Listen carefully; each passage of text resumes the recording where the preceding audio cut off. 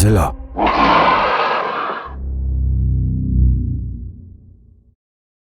Welcome to the podcast.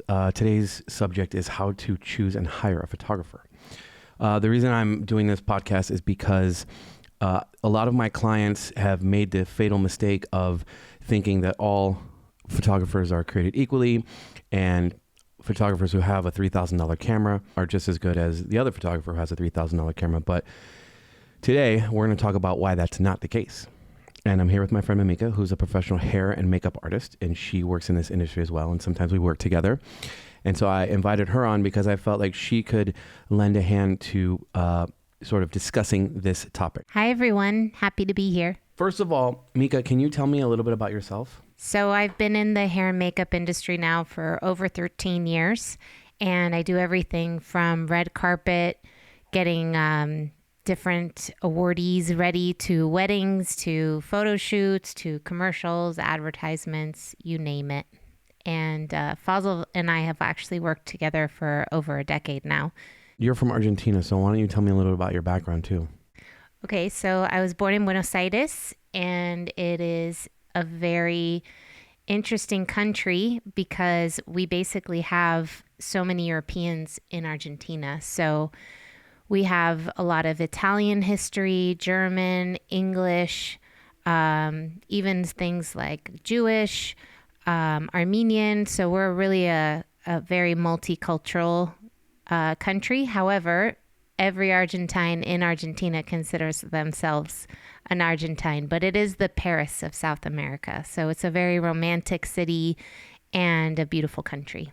So if you're not familiar with me, I have been professionally videoing and photographing corporate entities since about 2017, mostly doctors, cash-based doctors, lawyers, cosmetic dentists, that kind of thing. And what I do is I bring a one-day sort of content shoot for the entire suite of necessary content for the website, for social media, for advertisements, promotional leaflets, billboards, all that kind of stuff. We do it all in one day. And I have done probably 600 of these photo shoots for various doctors around the country, did a couple shoots in Mexico, Canada. And as far as me personally, I grew up in Chicago. My mom bought me one of those disposable film cameras when I was like 8. And I tried to do all these artsy photos, and she was really upset at me because I didn't take any photos of any people. And when she got the film developed, it was just like artsy photos. And she's like, I don't want a picture of some random car, that kind of stuff. So that's kind of when I had my first interest in photography. And I guess it kind of worked out because here I am. That's so cool. Okay, so let's get into what we're here to talk about today. One of the biggest things that I notice with my clients when they say, hey, I was thinking about hiring you, you shot one of my colleagues. I pitch them and I give them my price, and it's not a super low price. And occasionally it will happen that, they let me know, hey, I went a different direction and we ended up hiring this other person. And, obviously I follow them on Instagram, so I will eventually see their photos. And a lot of times they're not great photos. The photographer didn't know what he, was doing. He just kind of showed up and said, okay, what do you want me to shoot? This is a key point because I feel like most people are hiring a photographer for the first time. And just like when you do anything for the first time, you're venturing into unknown land.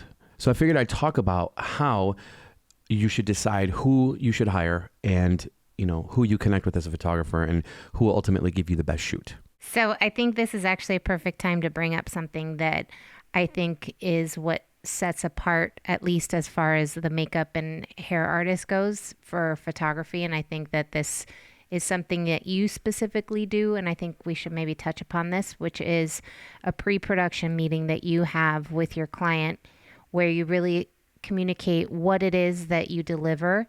And before you even book the client, you really go through the whole process with the person so that they really understand before you even get into, you could call it your pitch. The first thing I do is I really try to find out who they are. I try to see what their business is about, what kind of help they need photographically, what kind of content they're looking for. Usually they're working with a marketing company or they have an idea of what they need already.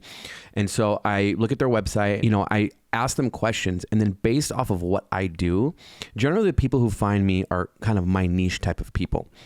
People who have clinics or smaller law firms, and they need a set of images that will sort of fill their website and give their potential clients sort of proxy experience that they would have if they were to hire them. And so once I kind of go through that, then I come up with a plan based off of, experience and what I think marketing wise would help them the best. And then we kind of flesh it out and we come up with an agreement as far as what assets we're going to do. So you don't necessarily wait for the client to tell you, this is what I want. Well, I take into consideration what the client wants because obviously, the customer's always right and that kind of thing. And I don't want to produce some product for them that they didn't want, but at the same time, they are trying to fill a specific need. They might be able to say, oh, I need this and this, but they won't be able to name all of them. So I have sort of a template, depending on what type of business that they're in, which we apply to that. And I say, okay, these are what we do. And then they can kind of pick which sets of types of images they get. About 5 years ago, there was this doctor who called the marketing company that I was working for at the time and asked to do a website and a shoot. And they quoted her, and she ended up going forward with only the website and decided to hire her own photographer. And about 3 weeks later, she gave us the images, and going through the images, the quality was good. They were lit very nicely. And she was dressed nicely, and the photographer who she had hired was obviously a professional, but she had probably 10 different outfits, 10 different positions, 10 different backgrounds of almost like very identical things. And so in terms of being able to use those images to use them for a pamphlet or to use them for a billboard, it's all kind of the same photo, just with a different background and a different dress. That's why I have my sort of predetermined templates of what these types of businesses actually need to accomplish in a photo shoot, so they have a lot of different photos that they can use for a lot of different purposes, if that makes sense. Yeah, it makes total sense. So you've been on set with me before, and you know how I'm very methodical about how I go through these steps. But I don't think that you've seen me doing my meetings where we kind of go through the schedule and all that stuff. So it's just one extra step that I do, because I've had so many clients tell me that the last photographer they hired just kind of showed up and was like, okay, what do you want me to shoot? And the client's reaction to that was like, well, I don't know, you're supposed to tell us what to shoot. We were talking about my pre-production meeting where I essentially go over all of the schedules and everything, and we kind of fine tune exactly how the day is going to go so we can fit in every single photo that we want to accomplish. At the end of the one-day shoot, they essentially have all of the assets they need for the next year plus usually. Okay, now the title of this is How to Choose and Hire a Photographer, right?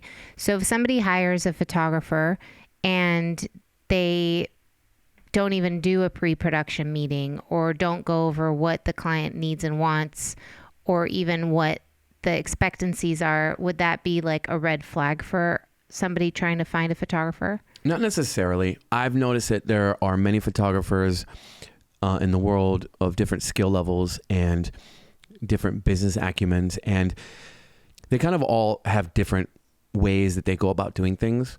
But I have a friend of mine who lives in DC, and he has some Airbnbs. So he says, hey, can you help me figure out which photographer to hire?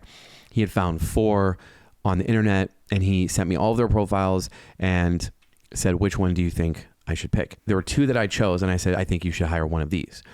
And I gave my reasons. And the thing that he thought that was interesting about my choices is that I picked the cheapest and the most expensive. And he was thinking that those were the 2 he wasn't going to hire. So he asked me why. And I told him, I said, because I can tell that these images are solid images. They're good. I can tell this person had attention to detail, both of them.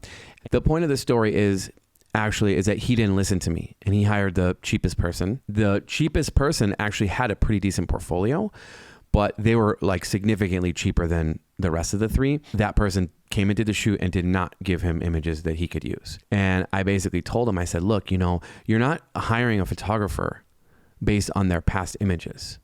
You know, you can't assume that because they made these images before that they'll make them again. You have to hire them based on what you think they can do now. If you have somebody who's charging less, they probably don't think that they can accomplish much, even if they have a really nice profile. That makes me think about the timeline that you mentioned. Like, let's say, you know, they did photography 5 years ago, and maybe they haven't been in photography for the last 5 years, and this is the first shoot that they're doing. Is that something that they should inquire into? Like, hey, when are these photos from? Some things that people need to understand when they're hiring a photographer, it's just a crapshoot, you know? And the only way they can really give themselves the best chance to succeed is checking the vibe of the photographer. You know, like, you really need to talk to that person and find out if they know what they're talking about. Are they excited about this project? You say, hey, I have this project of blank. And if the guy's like, cool, then you know he or she is not really excited about it. You know, if they're like, oh my God, wow, that sounds awesome. And then they start getting into it and painting you a picture, that would be more of a person that you'd really want to lean toward hiring, because you can tell that they're going to kind of show up on set and be like, this is what we're doing. I want to do this, and make it artistic. Right. They're going to want to work with you. So you'd probably recommend that somebody gets on the phone with somebody that they're considering. Yeah, so a couple of weeks ago, a buddy of mine who lives in Australia is hiring a photographer for his wife because she wants to do kind of like a sexy shoot. And he was like, who should I hire? And he sent me a bunch of options. And I said, listen, they all look the same. They all look like they have photos up there that are not great, and they also have photos up there that are great. And they're studios. So, you know, you need to call them and see if they vibe with you, if you like their vibe. Are they into it? You know, do they have somebody who has like a very high skill level before you even start asking about price? You know what I mean? Because you've already decided when you're going to hire a photographer that you're going to spend money, right? So why would you bicker about an extra few $100s when you know that, like, if you hired your cousin for $300 who just bought his camera from Best Buy, that you wouldn't just spend an extra couple $100 and hire a dude who knows what he's doing? Get on the phone and check the vibe. That's right. Which is, I think, a very important thing to talk about with you, because you have a very particular vibe. I mean, we've done dozens of photo shoots together. And I think that even in a professional setting, like when we're doing doctor's offices, you just have a way with the client and with the models or the patients or whoever else is in the photo shoot to make them comfortable, to kind of lessen the stress of the whole thing, because people can get really intimidated in front of a camera. Not everybody's a professional model that you shoot. Mm-hmm. Are they going to make you comfortable and all that sort of thing? But also what you do, which is that you just make people not only comfortable, but have like and enjoy the time. Like by the end of the photo shoot, they're taking you out to dinner because they had such a great time. The one thing I'll say about that is a lot of people think photographers just show up and they have their camera and they just press a button.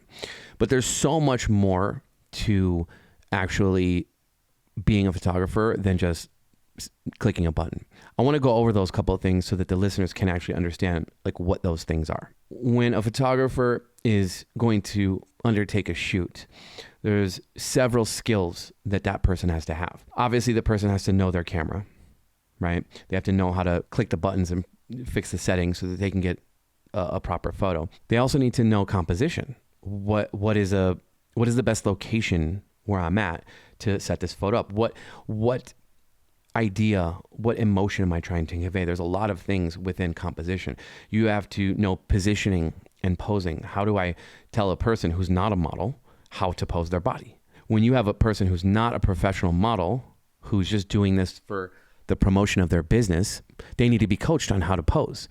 So you have to do that. You really have to get into their world. You have to really understand them. You have to very quickly build a rapport with them so that they trust you and so that they're not stiff in front of the camera. There's so many skills beyond just clicking a button. Another thing you need to know is lighting. I was shooting a company's staff photos and I did a pretty simple 3-light setup. When I was done shooting the girl, I had her come over and look at the photos to make sure she liked them. And she said, "Oh my God, you have such an amazing camera," right? And I find that a lot of people think that all you need to do is have a great camera. They see a great image and their first thought is, "Oh my God, I wonder what camera that guy has."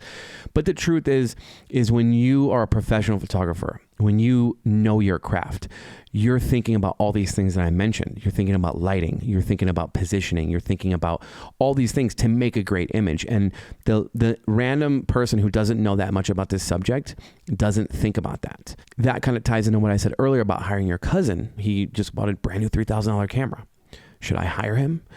And the answer is no. Not if you want a good photo shoot. I had a client who called me and said, hey, I have this product on Amazon. Can you shoot it for me? How much are you going to charge me? I quoted her like $800 or something. She shipped me the product, but the product got lost. And in the meantime, I guess she had another friend who really wanted to do the shoot and said, hey, I'll only charge you $100 for the shoot. So she texted me, hey, I'm really sorry to do this to you. I know I told you I would hire you for this, but my friend said he wants to do the shoot. He says he's going to charge me $100. Can you beat that price? And I said, no. She said, okay, cool. Do you mind if I just have him do it because I'm trying to save money? I said, sure, go ahead. And, a couple weeks later, she's emailing me within a couple days and texting me again, hey, can you fix this? She sends me his images and they're not great. They're just not. They're underexposed. There wasn't enough light. They were just not good. And this is what you get when you hire a person based on the camera that they own. I work with so many different photographers, and some work only with natural light. Some work only with studio lighting. Some people bring their own lighting setups. So when somebody has, let's say, maybe not a shoot in their office, but they want like photos of them, like how do you work, and what do you recommend people look for in a photographer? If we go back to the history of photography and what that word actually means, it means writing with light. Right? Graphy is writing, photo is with light, right? So you're actually writing with light. So you need light to make an image. You just do. Once you get light, it becomes about the quality of the light. So if somebody is using natural light and they're really good at it, they can be a good natural light photographer. Also, if somebody's using studio lighting, if they know what they're doing, they can be a good photographer. Just because they have studio lighting doesn't guarantee that they're a good photographer. But when I was, just getting into my career and starting to book jobs, I was a natural light photographer just like everybody. I noticed that there were all these images on Instagram that were beautifully lit. I also, at that time, was losing out on jobs, like measly $150, $200 jobs to other people who were at my same skill level, who were charging $25 less. And I said to myself, how do I bring my skill level up so that I'm not even bidding on those $150 jobs? What I saw in my research was I have to learn studio lighting. So I had a friend who had some, he wasn't using them. I said, hey, can I borrow them? And I just played with them. And I did a bunch of shoots with me and with my friends. And I really practiced. And I started noticing what was good light, what was bad light. And so in the sense of how to choose and hire a photographer, a good question could be are you a natural light photographer or do you use studio lights? And the proper answer should be that person is fluent in both. I want to differentiate between people who are quote unquote natural light photographers, because to me, that is a term that means they're not professionals. That means they don't know studio lighting. I would be willing to guess that a majority of the time they don't know lighting, period. And that they just shoot. And then they take all the photos and then they edit them all in Photoshop to make them look great. And that means that you have a 30-day turnaround, a 60-day turnaround. Photos that are Photoshopped are never going to look as good as photos that are lit beautifully and nailed in camera.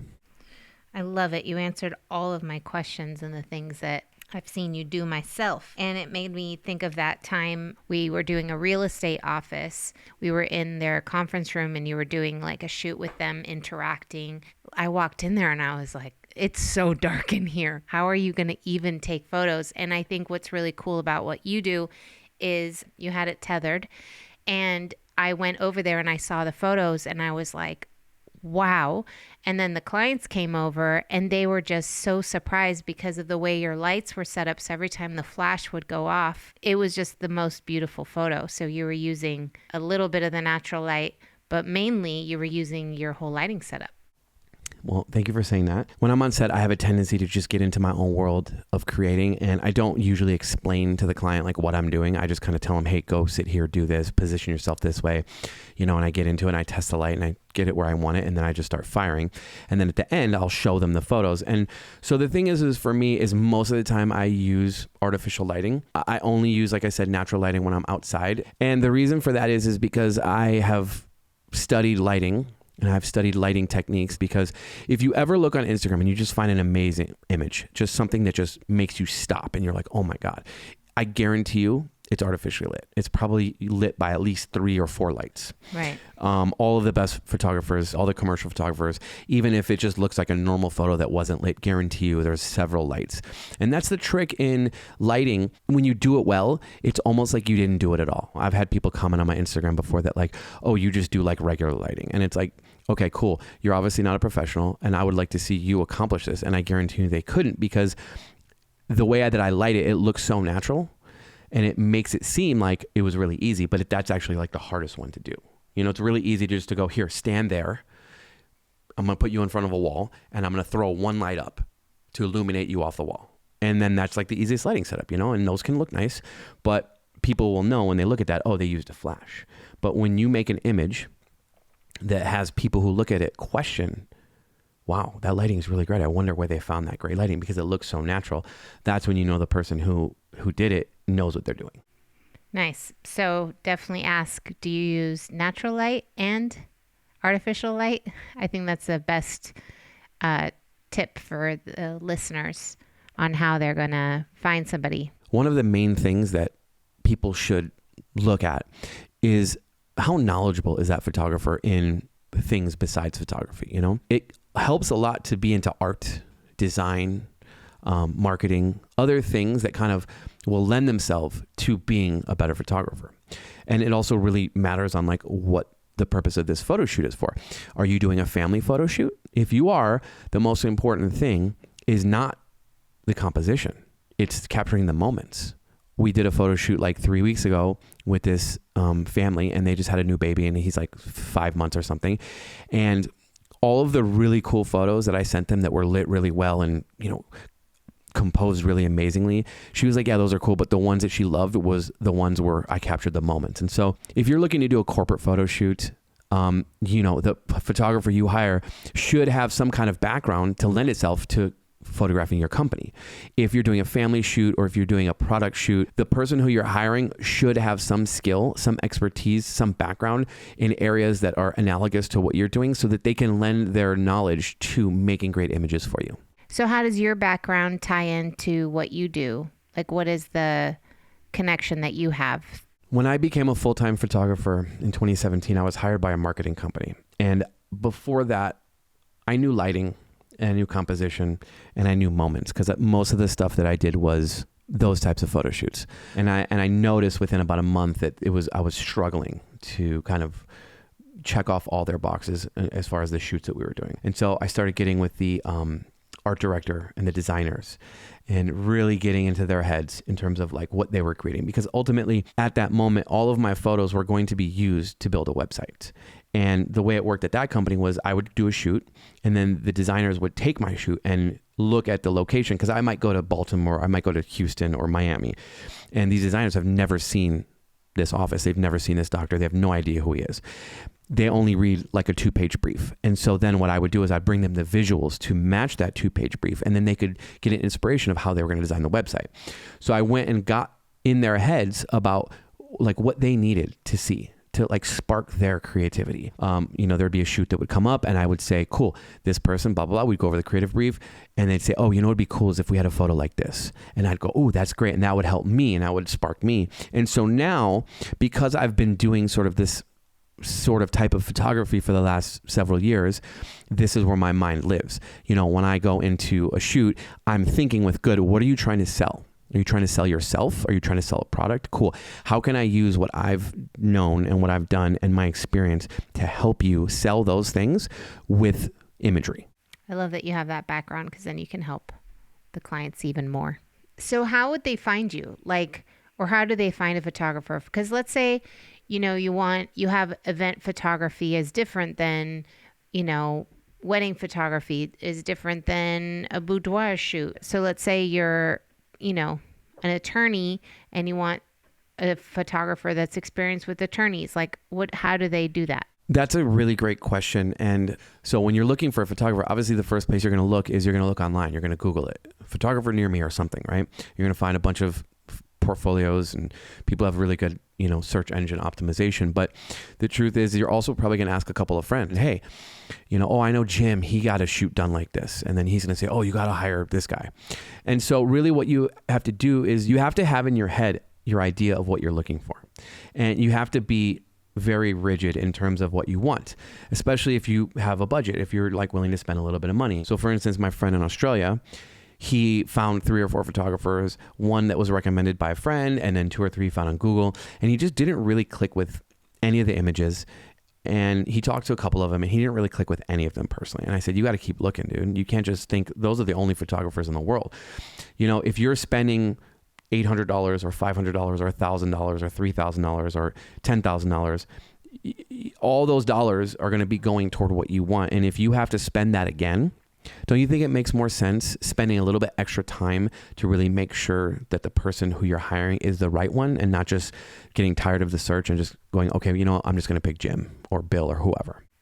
And let's say somebody is looking, they have this event photographer that does all these like rock stars and all that, and they love their photography, but they're trying to find a photographer that does their law firm or their real estate office. Should they even, I guess that's the point that I'm trying to make. Like, do they need to be in the genre of what they want?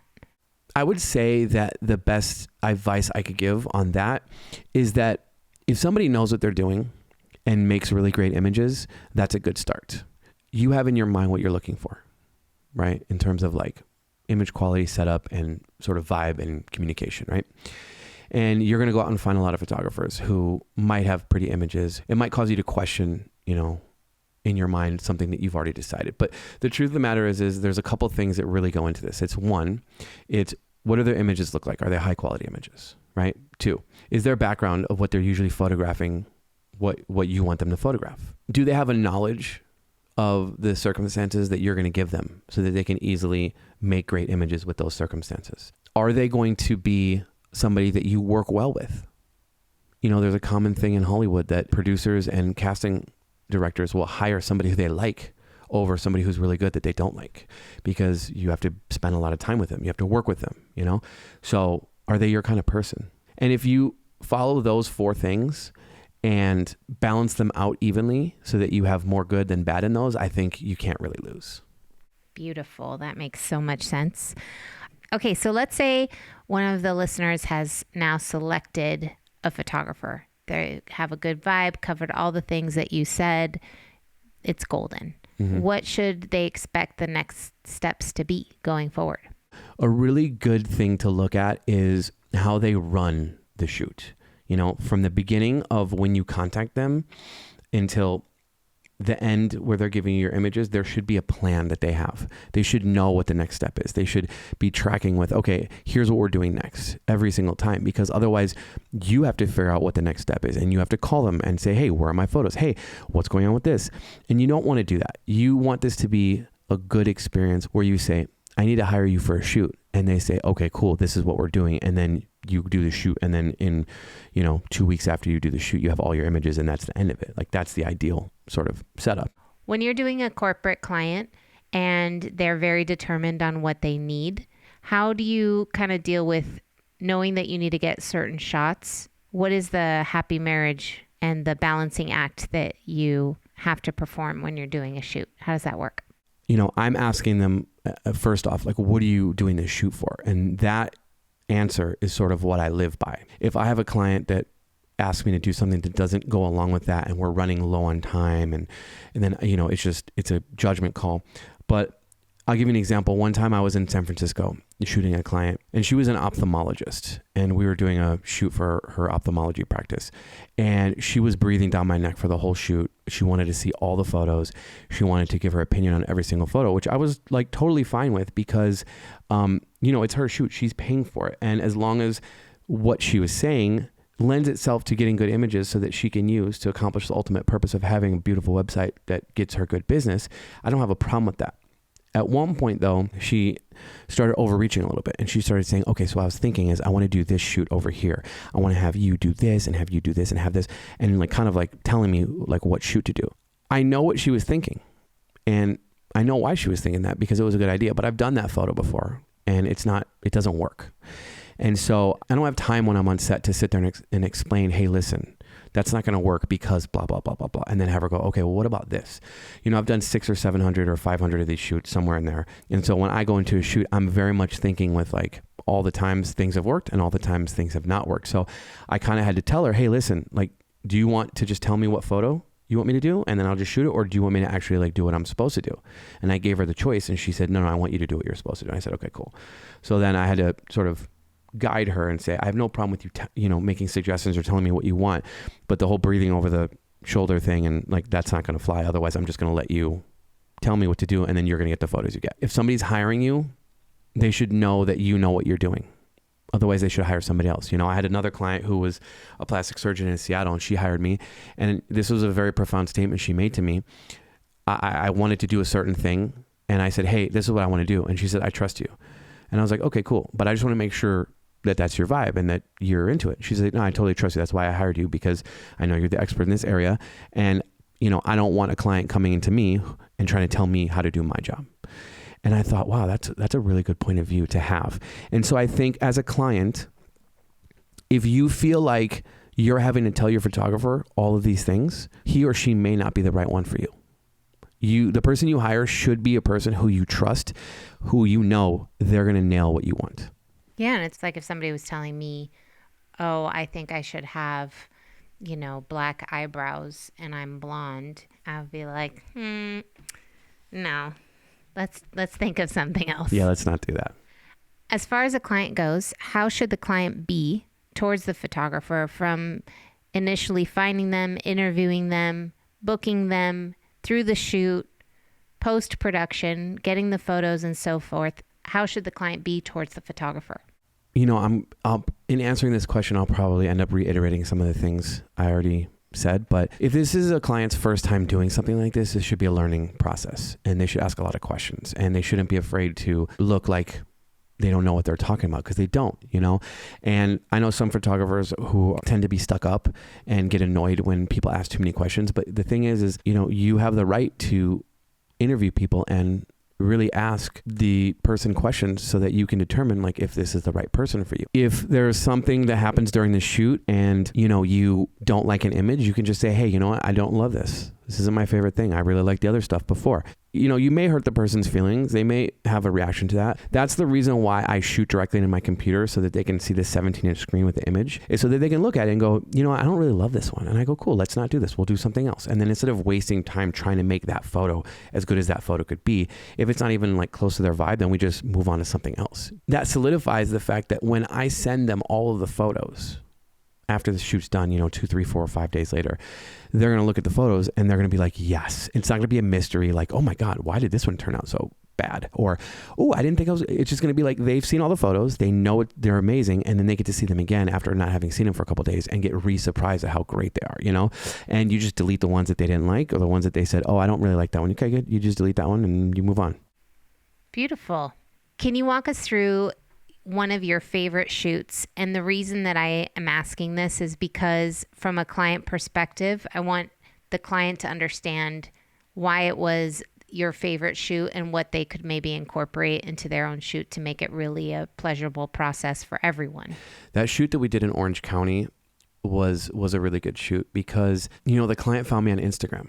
And he called me and said, hey, I really like the stuff you post and I'd like to hire you. And I said, okay. And then we talked about his business and we went over his, mindset and how he operates. And I actually really connected with that. And I said, I really want to do this shoot. And I got excited about it. And he was like, of the mindset that like, I saw your stuff. I know you can do a great job. I'm just going to tell you what I want, and then you're just going to do it. And he basically told me, we need a couple of photos of him and his partner, and we need some sort of headshots for emails and for business cards. He wants to really be able to communicate their warmth and their down-to-earthness in their business. And that's all he wanted. I said, here's what I would like to do. and I ran everything past him. And he said, whatever you want to do. And I said, okay, cool. But I also want to make sure that you're okay with this. And he said, okay. And then I explained it to him. And he said, oh yeah, I'm great with that. And so as we went along during the shoot, after the shoot, I was constantly checking with him. For the most part, the reason that to me it turned out to be a very successful shoot is because he allowed me to not be managing the shoot while I was shooting. He allowed me to just shoot. Because when I start getting clients who are like, oh, can we do this? Oh, can we do this? Oh, can we do this? Of course I want to say yes. But then I start having to manage the shoot, and I'm worrying about the time and all the people who are there involved in the shoot, getting them out on time. And, Jane has a dinner that she has to leave by, 3 p.m. and whatever. And I don't want to be thinking about that. I want to be thinking about creating the next image. When I can actually spend the time on the shoot, creating the images, that's when I feel like I give the best shoot, which is why I cross all my T's and dot all my I's in my pre-production, because that helps me kind of get all that out of the way so that when we arrive to set on the day of the shoot, we just shoot. It's so true, because I was there with you, and I will put a little bit of a plug for the complete package, which is having a makeup artist on set, who is able to make sure that everybody is not shiny, that they have good natural hair and makeup, that they don't have flyaways, so that you don't have to have all attention on those things for them to find like a makeup artist to use for the day of. And then I also remember on that shoot that the female client had an amazing wardrobe. And then there was so many images that you were able to get with her because there were so many options. And you went over that in the pre-production meeting as well, having good wardrobe and what kind of things to bring. Yeah, I did. Yeah. And then, I was just even so inspired. Okay, let's change the makeup up slightly to fit this, which then enabled you to get so many more shots with them. This kind of brings me to my wrap up of this episode. I know that in this podcast, I've given a lot of advices and specific things on what you can do, what you should do, what you should look for. But the ultimate sort of baseline thing that I think anybody should arm themselves with is that the photographer that they choose should basically, from the beginning to the end, grab the reins and guide you through the entire process with as little inconvenience to you as possible. You're not going to know whether their images are amazing or not. You're only going to know if you like them. If you like them and they have a good style, that's a good start, but that might not mean that they're amazing. But the one thing you can know for sure is, do the things they're telling you to do sound like they're going to add up to a great shoot? Or does it sound like some random thing that they're just saying to sound like an expert? Are they telling you what to wear? Are they telling you how many outfits to bring? Are they telling you, to get your eyebrows done, your hair cut, your clothes laundered, these types of things in order to set up this shoot? If they are, then you probably have a good person. You probably have a competent photographer. Marry that to images that you actually enjoy and that suit your style, and a price that's not crazy exorbitant and it's also not super low, then I think with that, you'll probably be able to make a good decision. I think that's perfect. I feel like I should hire you now. You can, don't worry. Okay. All right, guys. Well, thank you so much for listening. I hope that I've been able to teach you something good about how to choose and hire a photographer, and that it makes your next business venture into a much easier and less inconvenient process. And until next time, see you later. Toodaloo. Thank you for listening to the Fazilla podcast. If you'd like to know more, you can check out my website at www.fazilla.com. That's FAZILLAH.com. You can also follow me on Instagram at fazilla.photo. Stay tuned for more episodes where I'll discuss photography and how it relates to life, marketing, and other subjects as well.